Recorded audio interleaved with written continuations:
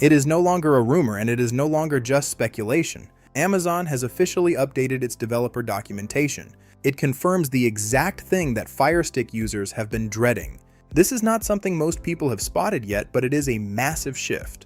If you use your FireStick for more than just the basics, then stick with me. Here's the exact information from the Amazon developer portal. Starting with the Fire TV Stick 4K, select all future Fire TV sticks will run on Vega.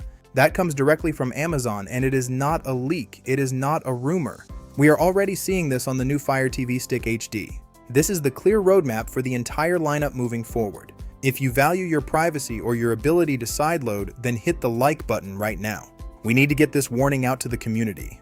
People should not waste money on hardware they cannot control. Fire Sticks became popular for three main reasons. They are cheap and they are easy to use and they are flexible. You could install almost any app and tweak the settings to your liking. Vega OS changes all of that. Vega OS is Linux-based and it does not speak the same language as Android. This is not just a case of Amazon blocking certain things. It is a platform that those apps simply are not built for anymore. On the new Fire TV Stick HD, Amazon is already giving a warning. They say no installing apps from unknown sources. Developer options are still there, but only through a specific account and USB setup. It is nothing like the simple side loading we have used for years. At this point, it is not even subtle. Fire TV is clearly moving toward a closed system.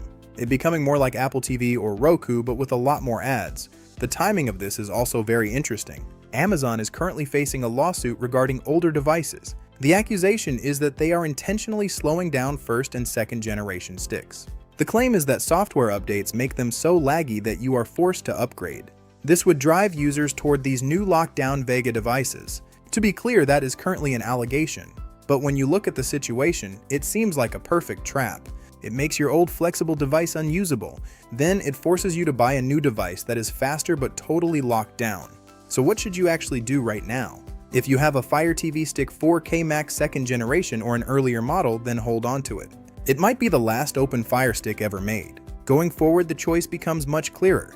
If you want something simple and official, then these newer devices will work fine.